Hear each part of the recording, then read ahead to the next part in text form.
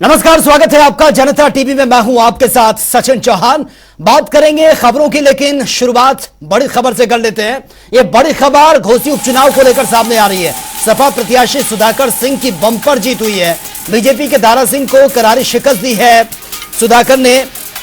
और आपको बता दें कि लगभग 42,000 से ज्यादा वोटों से बीजेपी के दारा सिंह चौहान को हराया है।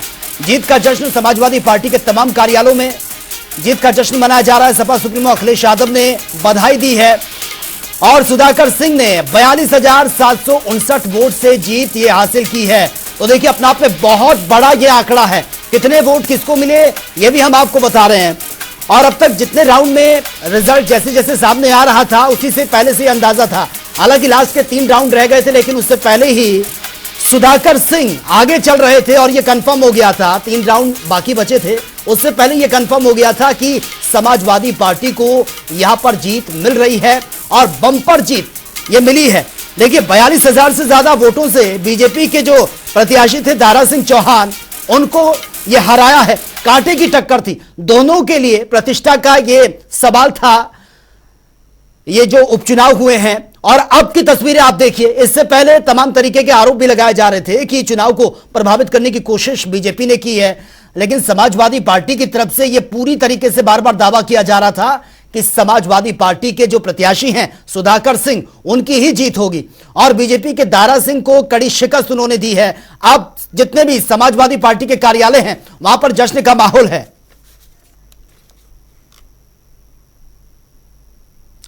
और इसी मुद्दे पर आज हम विस्तार से चर्चा भी करेंगे। कुछ खास मेहमान हमारे साथ बने हुए हैं, उनसे इंट्रोड्यूस आपका करवा देता हूं। मनोज सिंह डब्लू, पूर्व विधायक है समाजवादी पार्टी के। मनोज जी, स्वागत है आपका जनता टीवी में। साथ ही शरद त्रिवेदी बीजेपी से हमारे साथ सीधा लाइव बने हैं। शरद जी, आपका भी बहुत बहुत स्वागत है जनता टीवी में। सबसे पहले सवाल मनोज सिंह जी आपसे, बधाई, भारी मतों से जीत आपने हासिल की है और पहले से ही आप दावा भी कर रहे थे। सबसे पहले आपका रिएक्शन जानना चाहूंगा। देखिए, यह चुनाव हम लोग को जीतना ही था, क्योंकि दारा सिंह चौहान जी कई बार इधर से उधर गुलाटी मार रहे थे। जनता बड़ी नाराज थी वहां पे। हम लोग भी कई दिन वहां पे चुनाव प्रचार में थे और हम लोग देख रहे थे कि वहां पर एक तरफा चुनाव चल रहा था। अगर वहां पे पुलिस लाठी नहीं भाजती तो शायद और बड़ी जीत हुई होती, लेकिन खैर इससे हम लोग बहुत संतुष्ट हैं।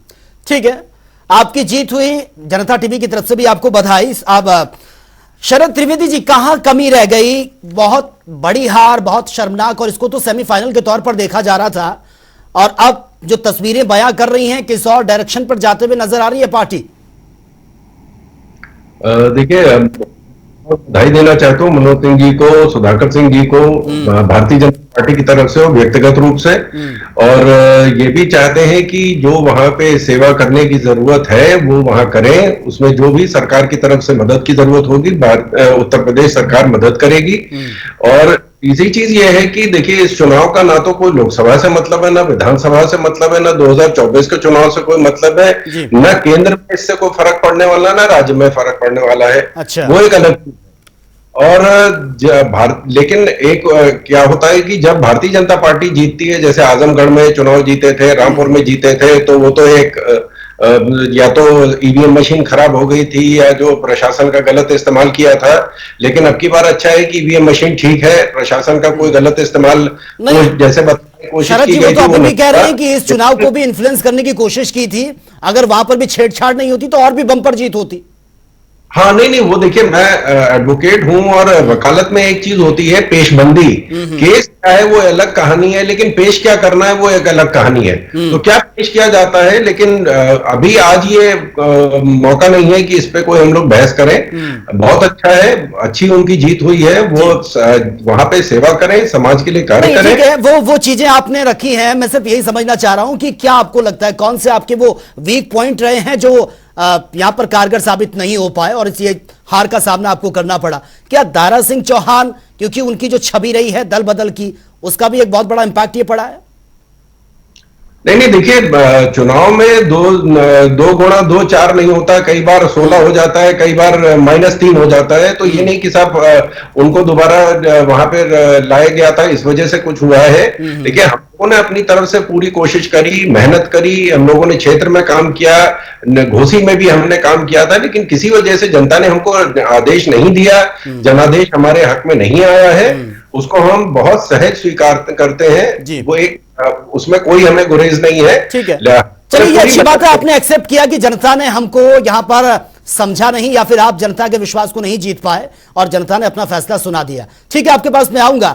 मनोज सिंह डब्ल्यू जी, सबसे पहले तो जीत की आपको बधाई है, लेकिन क्या आपके स्ट्रांग पॉइंट रहे हैं?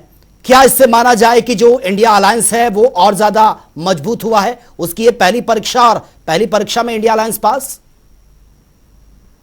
देखिए, ऐसा है कि एनडीए से जनता उब चुकी है, इनके झूठ से जनता परेशान है। काम तो कुछ करना नहीं, बड़ी बड़ी सिर्फ बात करना है। इसलिए जनता ने जवाब दिया है। ये 2024 का ये सेमीफाइनल इसको लोग मान भी रहे थे, और ये सब लोग कह रहे थे। आज भले भारतीय जनता पार्टी के लोग कुछ भी कहे, अलग बात है, लेकिन ये 2024 का सेमीफाइनल है, और जनता इनको ऐसे ही 2024 में भी घर भेजने का काम करेगी। जी, लेकिन मनोज जी, जिस तरह से हमने देखा बाकी चुनाव होते थे, अखिलेश यादव इतना ज्यादा एक्टिव नजर नहीं आते थे। हालांकि बार बार यही सवाल उठते थे कि अखिलेश यादव को जनता के बीच जाना चाहिए, तभी उसका असर चुनाव में देखने को मिलेगा। इस बार हमने देखा उन्होंने तो एडी चोटी का जोड़ लगाया हुआ था, जनता के बीच वो थे, प्रचार प्रसार में पूरी ताकत उन्होंने झोंकी। क्या अब ये जो एक स्ट्रैटेजी होती है चुनाव जीतने की, जो हमेशा से बीजेपी की रही है, वो अब समाजवादी पार्टी समझ चुकी है? देखिए, ऐसा है, भारतीय जनता पार्टी बड़ी बड़ी बात करती थी, लोगों को गुमराह करने का काम करती थी, आंकड़े के खेल में उठा देती थी, जहां तो धर्म के नाम पर बदला देती थी। तो बड़ी बड़ी चीजों में जनता सोचती थी कि बहुत कुछ बदलने वाला है, क्योंकि उनको लगता था कि मेरी बेटी की शादी हो जाएगी, मेरे बेटा को नौकरी लग जाएगा, हम लोगों को बिल्कुल 2022 तक छत मिल जाएगा। तो जनता को सिर्फ गुमराह करने का काम हुआ। 2022 भी बीत गया, तो इससे लोग नाराज होकर ये फैसला लिए। आप देखिएगा, बहुत जल्दी आने वाला है 2024, ऐसे ही एनडीए का सुपड़ा। ठीक है शरद जी, वाकई ये सच है कि जमीनी मुद्दों पर बातचीत नहीं हुई, मंदिर मस्जिद धार्मिक भावनाओं के आधार पर राजनीति को इसी के इर्द गिर्द घुमाया गया, जिसका ये परिणाम है? सचिन जी, देखिए, हमने ना कभी धर्म की राजनीति करी, ना हमने कभी जाति की राजनीति करी। हमने जो किया है सबके लिए किया है। चाहे बिजली के कनेक्शन है, पानी के कनेक्शन है, नल से जल है, गैस के कनेक्शन है, दिल्ली की आबादी। लेकिन शरद जी, इस चुनाव में दलित, पिछड़े, अल्पसंख्यक कैसे आपके हाथ से निकल गए? नहीं देखिए, चुनाव का ये नहीं कि आपने फलाना काम किया तो आपको इतने वोट मिलेंगे, आपने इतना काम किया तो आपको इतने वोट मिलेंगे। लोकल एरिया की क्या समीकरण है, क्या वहां की समस्याएं हैं, वहां पे जो उसकी जो जिसको खड़ा किया गया उसकी लोकप्रियता क्या है, उसके लेकिन ये भी कहा जाता है कि बाई इलेक्शन में जिसकी सरकार होती है ज्यादातर चांसेस उसी के होते हैं, लेकिन यहां पे तो उल्टा हो गया। नहीं, ऐसा कोई मतलब धर्म नहीं है कि नहीं, ऐसा होना ही है, कभी होता है कभी नहीं होता है। और ये कोई भारतीय जनता पार्टी के कार्यकलापों का कोई नियम का कोई मुहर नहीं लगाई गई है। भारतीय जनता पार्टी तो 9 साल में 6 चुनाव उत्तर प्रदेश में जीती है, 2 विधानसभा, 2 लोकसभा, 2 निकाय चुनाव। अभी आपने हाल में देखा कि निकाय चुनाव में जो मेयर की सीट थी वो भी इनके हाथ से चली गई। ये अलग चीज है, चुनाव है, चुनाव आता है, आज हम हैं कल वो हैं, उसके बाद हो सकता है परसों फिर हम आ जाए, ऐसी कोई बात नहीं है। ये एक सतत प्रक्रिया है, जनता सोचती है, जनता विचार करती है। कई बार हम लोग अपना संदेश देने में कामयाब हो जाते, कई बार नहीं होते, तो इसका कोई मतलब नहीं लगाया जा सकता है। ठीक है मनोज जी, एक बात तो माननी पड़ेगी, देखिए अगर जीत बीजेपी की हो जाती तब आप कहते हैं कि ईवीएम मशीन खराब थी, उसके साथ छेड़छाड़ किया। अब बीजेपी इस तरीके का कोई आरोप नहीं लगा रही, वो एक्सेप्ट कर रहे हैं कि ठीक है, जनता ने जो फैसला सुनाया वो सर्वमान्य है।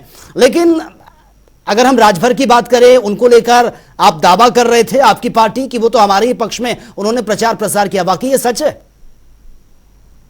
देखिए, ऐसा है कि सचिन जी, मैं बताना चाहूंगा आपको, बात तो बहुत बड़ी बड़ी होती है। जैसे कि देखिए, उत्तर प्रदेश में आज 6-7 साल से सरकार चल रही है, ठीक है, और मेडिकल कॉलेज जो है, आप देखिए राजकीय मेडिकल कॉलेज एक भी बनने का काम नहीं हुआ। एक जैसे देखिए कि अयोध्या की बात करें तो जिस प्रभु श्री राम की हम बात करते हैं, राजा दशरथ के नाम पर वहां पे जो मेडिकल कॉलेज बना वो अभी ऑटोनोमस बनने का काम हुआ। वैसे ही हमारे बाबा किनाराम के नाम पर जो मेडिकल कॉलेज बनने का काम हुआ चंदौली में, वो चंदौली में भी उस राजकीय मेडिकल कॉलेज को बाबा किनाराम मनोज सिंह जी, मैं ओम प्रकाश राजभर का पूछ रहा हूं आपसे कि आप, क्योंकि ये बयान सामने आया था सुधाकर सिंह जी का, उन्होंने कहा था कि वो अंदर खाने हमारी मदद कर रहे हैं, और हालांकि जिस तरह से परिणाम सामने आए, बोलने की बात अलग होती है, लेकिन ओम प्रकाश जी की बातों को अब जनता सीरियस ले ही नहीं रही है, क्योंकि वो ओम प्रकाश जी कल क्या बोल देंगे ये उनको खुद ही पता नहीं लगता है। इसलिए जनता उनको निगलेक्ट करने का काम कर रही है, उनको सीरियस लेने का काम नहीं कर रही, इसलिए उनकी बात न हो तो ही ठीक। ठीक है, एक आखिरी सवाल शरद जी, राजभर मतदाताओं की अच्छी खासी वहां पर संख्या थी, अच्छा खासा वोट बैंक था, लेकिन वो भी हाथ से फिसल गया।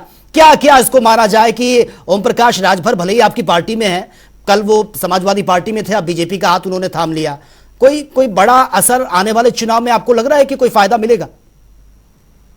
देखिए अभी इस पे तो क्योंकि आज ही फैसला आया है तो इस पे भी विश्लेषण होगा, पार्टी में जो हमारे शीर्ष नेतृत्व तो उस पर विचार विमर्श होगा, उसके बाद उसमें फैसला लिया जाएगा परिवर्तन की जरूरत है या नहीं है।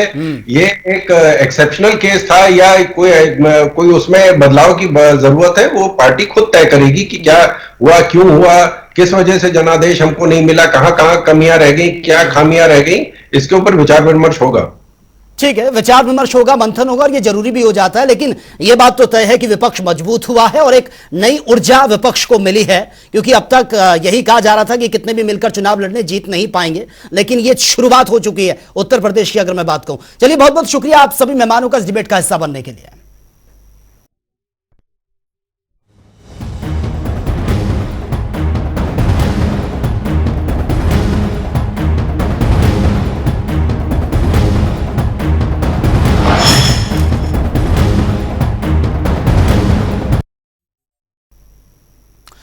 तो वही प्रदेश के कैबिनेट मंत्री संजय निषाद से हमारे संवाददाता सैयद मोहम्मद आमिर ने खास बातचीत की है, वो देख लेते हैं।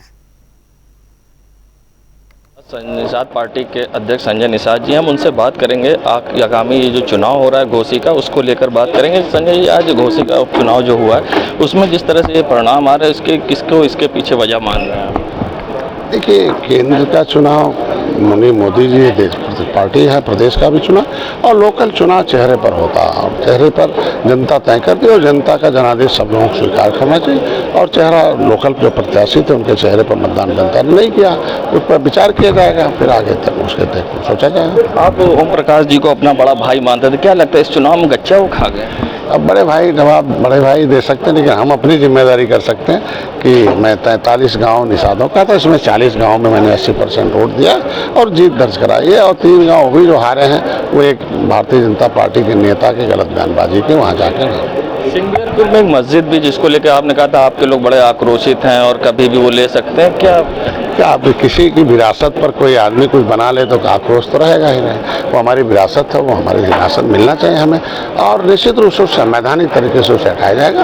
वैसे भी इस्लाम धर्म में कहा गया विवादित जगह पर इबादत करना गुनाह है, और ऐसे में हम अपील करते हैं कि वो हटा लेंगे, और निश्चित नहीं हटाएंगे तो हम कोर्ट जाएंगे। तमिलनाडु के राज्य मंत्री हैं उदयनिधि, उन्होंने सनातन धर्म की कीड़े मकोड़ों बीमारियों से तुलना की, उसको किस तरह देखते हैं? वो जिस धर्म को पालन करते हैं उसको, जिस भी धर्म के खिलाफ है, जितने खिलाफ वाले थे तलवार और तोप लेके आए थे सब मिट के खत्म हो गए, तो ऐसे ही हमारी भारतीय संस्कृति के खिलाफ बोलने वाले जितने होंगे वो मिट के खत्म हो जाएंगे। तो हमारे साथ थे मंत्री संजय निषाद जी, जिन्होंने अपनी बात रखी, और ओम प्रकाश राजभर के सवाल पर उन्होंने कहा उस बड़े भाई हैं, इसका जवाब तो वही देंगे, और फिलहाल उन्होंने आगे भी शीर्ष नेतृत्व पर इसकी सूचना और यहाँ पर पूरी तरह से जो उपचुनाव में जो समस्याएं हुई हैं और जो परिणाम आए उसको लेकर भी बात पहुँचाने तक के लिए कहा है। जनता टीवी के लिए सैयद मोहम्मद आमिर, प्रयागराज। और वहीं आजादी के अमृत महोत्सव के साथ ही देश भर में मेरी माटी मेरा देश कार्यक्रम मनाया जा रहा है, और इसी कड़ी में मुख्यमंत्री योगी आदित्यनाथ गोरखपुर के गोरखनाथ मंदिर पहुंचे हैं, जहां पर उन्होंने मेरी माटी मेरे देश के तहत माटी को नमन किया और वीर सपूतों को वंदन किया है।